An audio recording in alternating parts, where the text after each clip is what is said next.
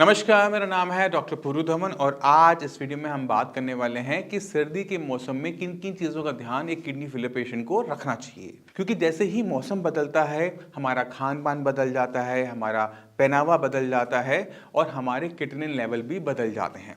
अक्सर सर्दियों के मौसम में हम किटनिन के लेवल्स को बढ़ता हुआ देख लेते हैं मैक्सिमम पेशेंट के अंदर। अगर आपका किटनिन लेवल मान लो कि 5 है तो सर्दी के पीक पहुंचते पहुंचते वो 6 तक टच कर जाता है और पेशेंट यहाँ पर जो स्टेबल होते हैं, जो पेशेंट स्टेबल चल रहे हैं, वो परेशान हो जाते हैं कि किडनी मेरी फिर से खराब होनी शुरू हो गई। तो हमें इस सर्दी के मौसम में क्या क्या परिवर्तन आपकी बॉडी में आएंगे, किन किन चीज़ों का आपने ध्यान रखना है, उसने समझना ज़रूरी हो जाता है। तो शुरुआत करते हैं सबसे पहले कि किटनिन क्यों पड़ता है सर्दी के मौसम में। अगर आप नोटिस करेंगे कि गर्मी के मौसम में हमारी मसल्स रिलैक्स रहती हैं, मगर जैसे ही मौसम बहुत ठंडा होता है, अगर हमने कपड़े पूरे नहीं पहने तो हम थोड़े से टाइट होके कंधे उठा के चल रहे होते हैं, हमारी मसल्स टाइट हो जाती हैं क्योंकि अक्सर पीठ पे हमें ठंड लगती रहती है। बॉडी हमारी अगर सामने से ओपन है तो ठंड लगती रहती है। जब हमारी मसल्स में कॉन्टिन्यूसली कॉन्ट्रैक्शन बनी रहती है तो हम एक चीज़ देखते हैं कि बॉडी के अंदर किटनिन की प्रोडक्शन बढ़ गई। यहाँ पर किडनी खराब नहीं हुई है, यहाँ पर बॉडी में किटनिन की प्रोडक्शन बढ़ी है, जिसकी वजह से हमें वो थोड़े बहुत चेंजेस अपनी रिपोर्टों में भी देखने को मिलते हैं कि लेवल में हल्का सा हमें जंप देखने को मिलता है। नॉर्मली 0.5 to 1 हमें देखने को मिल जाता है। अब हम इसे कंट्रोल कैसे कर सकते हैं? अब मौसम बाहर ठंडा है बट घर के अंदर हम अपने टेम्परेचर को बहुत अच्छी तरीके से मेंटेन कर सकते हैं। इसलिए जितने भी किडनी फेलियर के पेशेंट हैं, मैं उनको एडवाइस करता हूँ कि अपना एक रूम, घर का कम से कम एक रूम को एक अच्छा सा रूम बनाओ जिसके अंदर वहाँ पर टेम्परेचर अच्छी तरीके से कंट्रोल रहे। रूम का टेम्परेचर कोशिश करो कि 25-26 डिग्री के आसपास रहे, क्योंकि ये बहुत सूथिंग टेम्परेचर होता है जहाँ पर ना आपको ठंड लगती है ना ही आपको गर्मी का एहसास होता है। तो रूम का टेम्परेचर 25-26 इसको मेंटेन करने की कोशिश करेंगे। अब जब हमने बाहर जाना है तो हमें ठंड का भी ध्यान रखना है, तो हम एडवाइस करते हैं कि आप पैडेड जैकेट्स का यूज़ करें। अभी पैडेड जैकेट दूसरी जैकेट से फ़र्क कैसे होती हैं उसको भी समझने की कोशिश करेंगे। पैडेड जैकेट्स के बीच में रुई भरी हुई होती है और दोनों तरफ एक सिंथेटिक कपड़ा लगा होता है जो हवा को बिल्कुल ब्लॉक कर देता है, जिससे हमारी बॉडी के अंदर जो हीट जनरेट हो रही है वो हमारे कपड़ों के अंदर ही ट्रैप बनी रहती है और आपकी बॉडी गर्म बनी रहती है। जब आप घर से बाहर निकलें तो अच्छे हैवी ग्लव्स हो गए, कैप्स हो गई, उनका यूज़ करें और जितना हो सके उतना कम निकलने की कोशिश करें। अगर निकलना भी है तो दोपहर के टाइम निकलें जब धूप निकली हुई हो। जिस दिन बादल हो, बारिश हो, उस दिन आपको घर से बाहर निकलना अवॉइड करना चाहिए। तो ये तो बात हो गई टेम्परेचर रेगुलेशन की, किस तरह से हम टेम्परेचर को रेगुलेट करके किडनी के लेवल को बढ़ने से रोक सकते हैं। और जैसे मैंने पहले बताया, यहाँ किडनी खराब नहीं हो रही, सिर्फ बॉडी में किडनी की प्रोडक्शन बढ़ रही है। बट हमारे खाने पीने में भी बदलाव आते हैं, हमारा खाना पीना बदल जाता है, हमें भूख ज़्यादा लगती है और इसकी वजह से हम कुछ ऐसी चीज़ें खा जाते हैं जो कि पेशेंट को बहुत भारी पड़ जाती हैं। और उसमें सबसे ऊपर आता है वो है गुड़। गुड़ हम गर्मियों में बहुत कम खाते हैं, गुड़ की बनी हुई चीज़ें भी मार्केट में नहीं आती। पर जैसे ही सर्दियाँ आनी शुरू होती है, दिवाली आनी शुरू होती है, तो रेवड़ी है, गज्जक है, ये सारी आइटम आनी शुरू हो जाती है। मक्के की रोटी हो जाती है, सरसों का साग हो जाता है, साथ में गुड़ हो जाता है। ये जो गुड़ है ना, ये पेशेंट की जान ले लेता है। अब ये कैसे ले लेता है उसको भी हम अंडरस्टैंड करने की कोशिश करेंगे। गुड़ जो होता है वो बना होता है गन्ने से। हम गन्ना लाते हैं, गन्ने का जूस निकालते हैं और जूस से हम थोड़ा सा गुड़ बना लेते हैं। यानी ये जो गुड़ है पूरे गन्ने का एक्सट्रैक्ट होता है एक तरीके से। तो जो पूरे गन्ने में पोटेशियम था वो थोड़े से गुड़ में आ जाता है। जब हम गुड़ का सेवन कर रहे होते हैं तो हम एक चीज़ देखते हैं कि पेशेंट की रिपोर्टों के अंदर पोटेशियम की मात्रा बढ़ने शुरू हो जाती है। अब ये जो पोटेशियम है ये किटनिन से कई हजार गुना ज़्यादा खतरनाक होता है।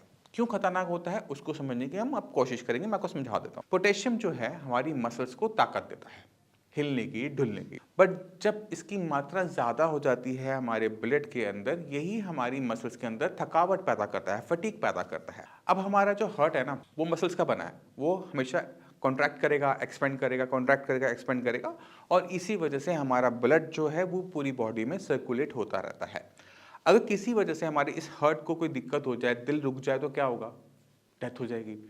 अब अगर पोटेशियम बढ़ा हुआ है तो पोटेशियम का सबसे बुरा असर इसी पे पड़ता है, क्योंकि ये अपनी कॉन्ट्रैक्शन, एक्सपेंशन रोक देता है।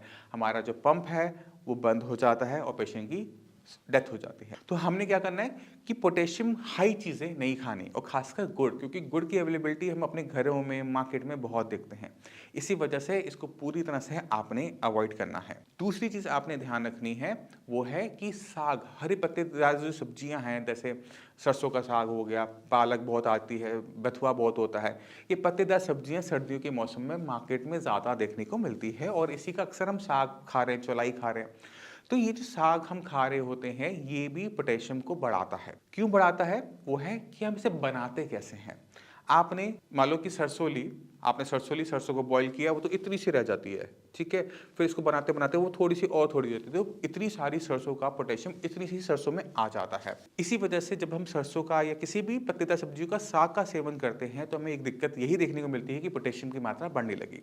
इसी वजह से आप हरे पत्तेदार सब्जियों का साग नहीं बना सकते, आपको उसके साथ कुछ और सब्जियों का यूज करना पड़ेगा। जैसे आपने मेथी गाजर बना ली, अब मेथी थोड़ी सी डालोगे तो साग तो बनाया नहीं, आपने गाजर को डाला था, गाजर के साथ थोड़ी सी मेथी डाल दी, चलेगा। पर सिर्फ मेथी मेथी का कुछ आपने बना लिया, साग टाइप बना लिया, ये बिल्कुल भी नहीं चलेगा, क्योंकि इसमें पोटेशियम बढ़ने की दिक्कत होगी। अब ऐसा नहीं कि पूरा बंद करना है। अगर हम किसी चीज़ में ड्रेसिंग कर रहे हैं, जैसे हमने धनिए के पत्तों की ड्रेसिंग किसी सब्जी के ऊपर की फ्लेवर के लिए, वो हम कर सकते हैं। पुदीने के कुछ पत्ते इस्तेमाल करने हैं, हम कर सकते हैं। हम मेथी की थोड़ी बहुत अगर आटे में गुथवाकर आपने रोटी खा ली, कोई दिक्कत नहीं है। तो ये जो थोड़ी थोड़ी मात्रा में सिर्फ फ्लेवर के लिए अगर आप कोई चीज़ का यूज़ कर रहे हो वो आप कर सकते हो, जो साग है वो नहीं बनाना। तो ये दो इंपॉर्टेंट चीज़ें थी जो आपने ध्यान रखनी है कि बॉडी को गर्म रखना है और खाने पीने का आपने खास ध्यान रखना है, और किन किन आइटम का ध्यान आपने रखना है वो मैंने आपको बता दिया। अब मैंने आपको सिर्फ इन्हीं दो आइटम का क्यों बताया वो भी इंपॉर्टेंट है, क्योंकि हर साल जब हम पेशेंट्स देखते हैं सर्दी के मौसम में, एक पेशेंट ऐसा होता है जो इसी गलती की वजह से एक्सपायर होता है। मैं सच बोलता हूँ, मैं मना नहीं करूंगा कि एक पेशेंट ऐसा जरूर होगा पूरे इतने इतने बड़े ग्रुप के अंदर जो ये गलती कर बैठता है।